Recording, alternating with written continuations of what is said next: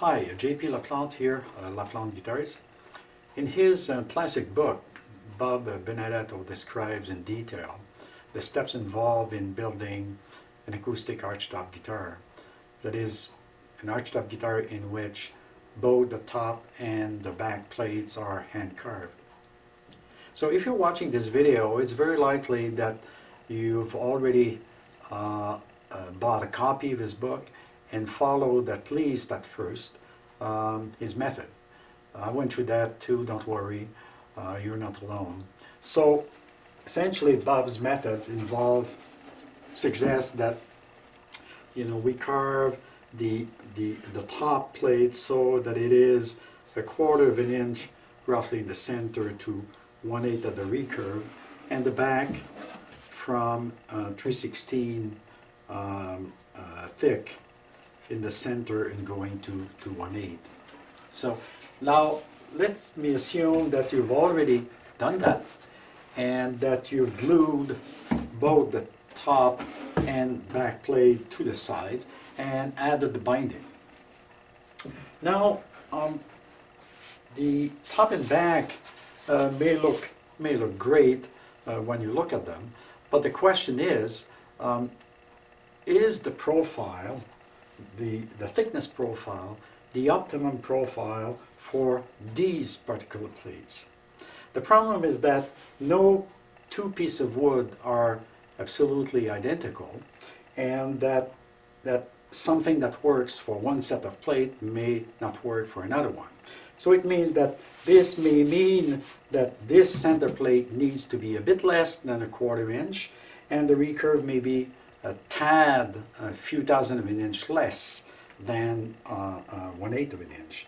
And the acoustic voice of an archtop depends a lot on the plate thickness profile. Now, of course, you can do some tests, like for example tapping on some areas on the top and back, and try to find some areas that are probably too thick, that are not resonating very well, and that you're not happy with, and then hand sand until you're happy with the overall tone. I've done that, and I'm sure that you've done that as well, but I've never been really happy with this method. It leaves us too many unknowns. Keep in mind that you've already spent a lot of time carving these plates, and you want to end up with a profile that is the optimum profile for this set of plates. So all this being said, what I'd like to do now is to describe the method that I've been using for a few years now, and that worked well for me. It's definitely not worth a Nobel Prize, and may have been used by others before, so I apologize if this video is redundant. But anyway, let's go on with it. This method makes use of a frequency generator sold by a company called Tone Right.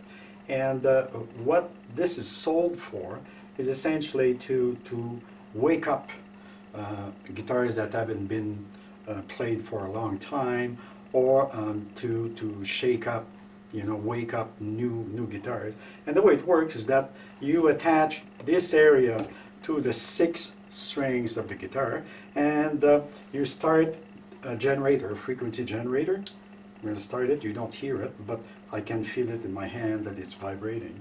So essentially, by attaching this to your guitar, it mimics constant playing.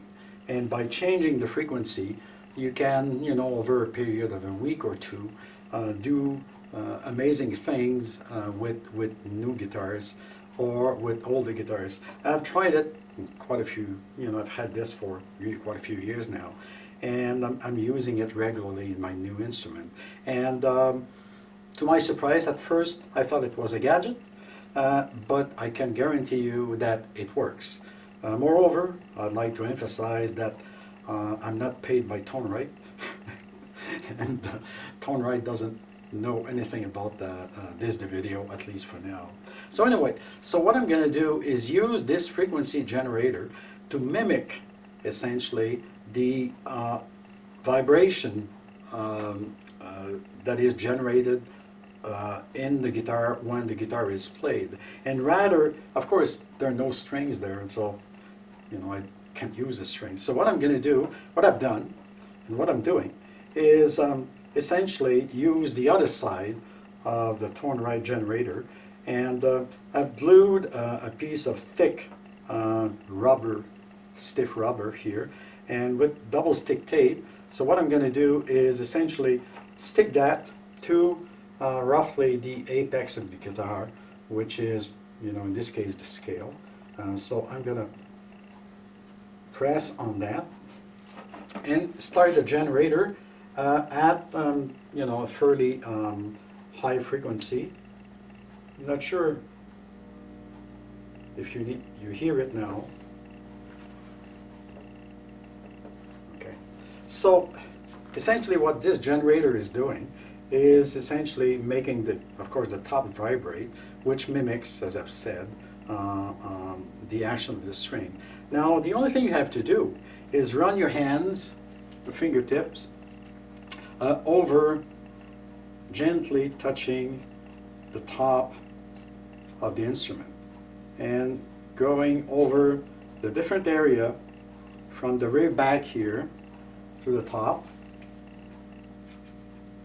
And let me assure you that if there is any area, there are any areas that are too thick, especially in the recurve area, or too light, in fact, you're going to feel it.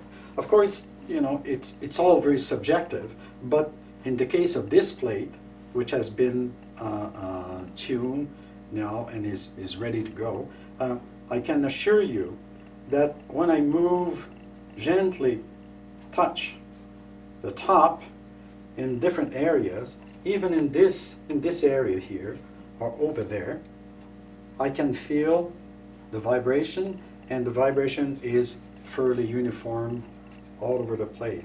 In the case of this particular guitar, when I first started doing the process, this whole area here was kind of quite almost dead. And you'd be amazed that just by removing a few thousandths of an inch with a scraper like this, you'd be amazed at how much improvement you can get. Now, you would of course repeat the whole thing from the back, and again trying to get uniform vibration all over the guitar, not only in the recurve area but also in the center.